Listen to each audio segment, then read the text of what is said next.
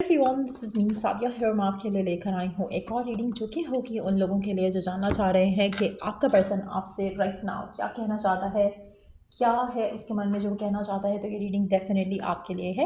Reading शुरू करने से पहले रिमाइंड करवा दूं कि ये एक जनरल रीडिंग है। अगर आपको पर्सनलाइज रीडिंग लेनी है तो रीच आउट कर सकते हो। ईमेल आईडी डिस्क्रिप्शन बॉक्स में गिवन है। सो क्या कहना चाहता है आपका पर्सन आपसे राइट नाउ, जल्दी से देख लेते हैं उसकी थॉट्स, उसके फीलिंग्स, उसके इमोशंस। क्या कहना चाहता है आपका पर्सन आपसे राइट नाउ, क्या है उसके मन में जो वो कहना चाहता है आपसे right now. I promise I will marry you and only you. आपका पर्सन आपसे कहना चाहता है कि वो सिर्फ आपसे ही शादी करेगा। वो प्रॉमिस करना चाहता है आपको इस बारे में कि वो आपसे ही शादी करेगा जब भी वो करेगा। I choose to walk away और stay silent but I am badly affected. आपका पर्सन आपसे कहना चाहता है कि अगर आप दोनों एक दूसरे के साथ होते हो तो भी उसको फ़र्क पड़ता है, तभी वो खुश रहता है और सब कुछ उसको अच्छा लगता है। लेकिन जब आप दूर जाते हो तो वो चीज़ भी उसको अफेक्ट करती है। आप में से कुछ लोगों के लिए हो सकता है कि आप अपने पर्सन को सुनाते हो कि तुम्हें मेरे होने या ना होने से कोई फ़र्क नहीं पड़ता। आपका पर्सन ऐसे कहना चाहता है आपसे कि उसको फ़र्क पड़ता है। आप अगर उसके साथ हो तो वो खुश है, अगर आप उसके साथ नहीं हो तो शायद वो खुश नहीं है।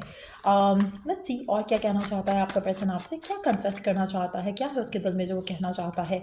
I am finally realising where I made a mistake. आपका पर्सन कहना चाहता है कि उसको फाइनली रियलाइज़ हो रहा है कि उसने कहाँ मिस्टेक की है। हो सकता है उसने कुछ आपके साथ कुछ बुरा किया हो या आपको वो ट्रुथ ना रिवील करके कुछ बुरा किया हो। कुछ ना कुछ ऐसा है जो उसको रियलाइज़ हो रहा है कि उसने गलत किया। It's easier to just stay away right now. आपके पर्सन को लगता है कि अभी आपसे दूर रहना शायद ज़्यादा आसान है। कहीं ना कहीं कुछ आप दोनों के दरमियान में फाइट आर्ग्यूमेंट हुआ हो सकता है जिसकी वजह से पर्सन का ऐसा मानना है या फील करना है। लेट्स सी कि और क्या सोच रहा है आपका पर्सन, क्या कहना चाहता है आपका पर्सन आपसे right now. Nobody in this world can ever replace you। आपका पर्सन आपसे कहना चाहता है कि आपको कोई भी रिप्लेस नहीं कर सकता। इस पूरी दुनिया में कोई भी ऐसा नहीं है जो आप जैसा है और ना ही ऐसा कोई होगा। Wow. I try finding you in every one I meet. अगर आप राइट नाउ नो कॉन्टैक्ट में हो तो ऐसा लग रहा है कि आपके पर्सन कोशिश करते हैं कि उनको आप जैसा कोई पर्सन मिले, लेकिन हो ही नहीं सकता, इम्पॉसिबल है। ऐसा उनको आज तक नहीं मिला कोई पर्सन जो आप जैसा हो या आपको रिप्लेस कर सकता हो। लेट्स सी कि और क्या कहना है आपके पर्सन का। I can still feel you. आपके पर्सन आपसे कहना चाहते हैं कि वो आपको स्टिल फील कर पाते हैं। अगर आप इन टच नहीं भी हो तब भी वो आपको फील कर पाते हैं। I know I have been tough and rude to you, please forgive me. अगर आपके पर्सन ने आपको रूडली बिहेव किया है, आपके साथ थोड़ा टफ रहे हैं इस कनेक्शन में, तो आपसे माफ़ी मांगना चाहते हैं। वो चाहते हैं कि आप उनको फॉरगिव करो और उनके साथ एक जो चैप्टर है उसको फिर से स्टार्ट करो, क्योंकि वो आपके साथ होना चाहते हैं, आपके पास होना चाहते हैं।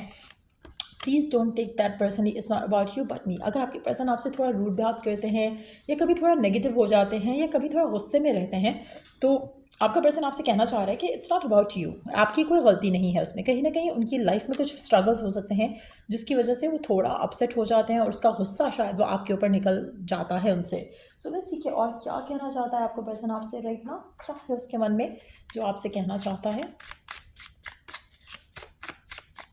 और क्या है ऐसा जो आपका पर्सन आपसे कहना चाहता है। They have hurt me. आपका पर्सन आपसे कहना चाहता है कि या तो आपकी बातें हर्ट की हैं या फिर उसके पास में कुछ लोग रहे हैं जिन्होंने उसको हर्ट किया है, जिसकी वजह से शायद वो थोड़ा क्लोज्ड ऑफ रहता है। I can't promise you anything.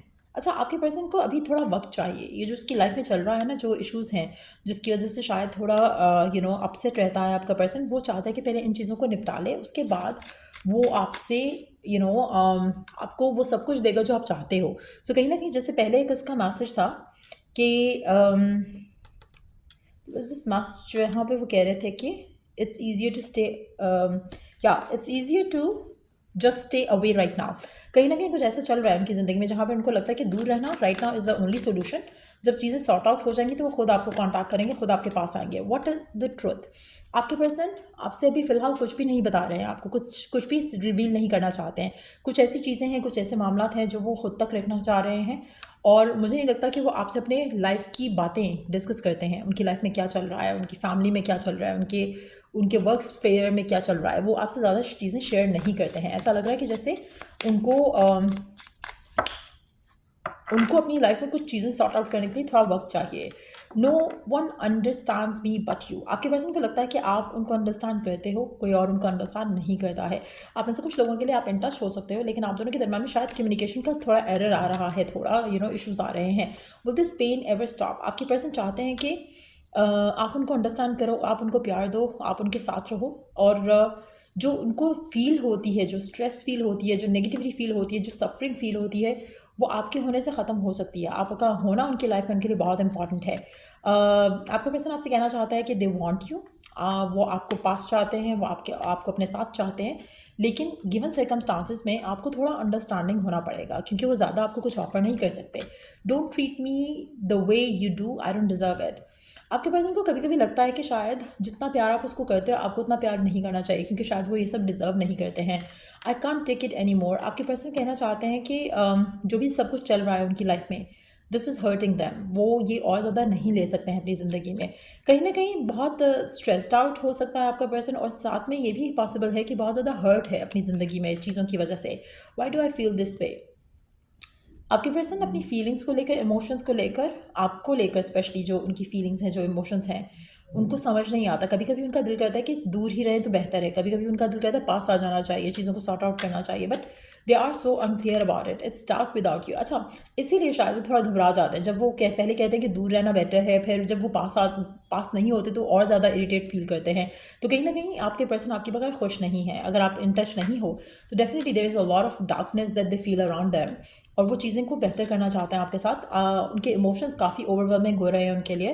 Let's see और क्या मैसेज है। I have to let you go to find myself again. मुझे लगता है कि आपका पर्सन ऐसा लग रहा है कि जैसे बार बार आते हैं और जाते हैं आपकी लाइफ से। कहीं ना कहीं उनको कभी कभी लगने लगता है कि जैसे उनका आपसे दूर रहना सही है, क्योंकि वो अपने इश्यूज़ को फोकस कर सकेंगे। फिर जब वो उसमें से निकलते हैं तो उनको लगता है कि नहीं, they are not happy without you. उनको काफ़ी डार्क फील होता है आपके बगैर। तो ये वो सारी चीज़ें हैं जो उनके माइंड में, मन में चल रही हैं आपको लेकर, इस कनेक्शन को लेकर, जो वो आपसे रिवील करना चाहते हैं।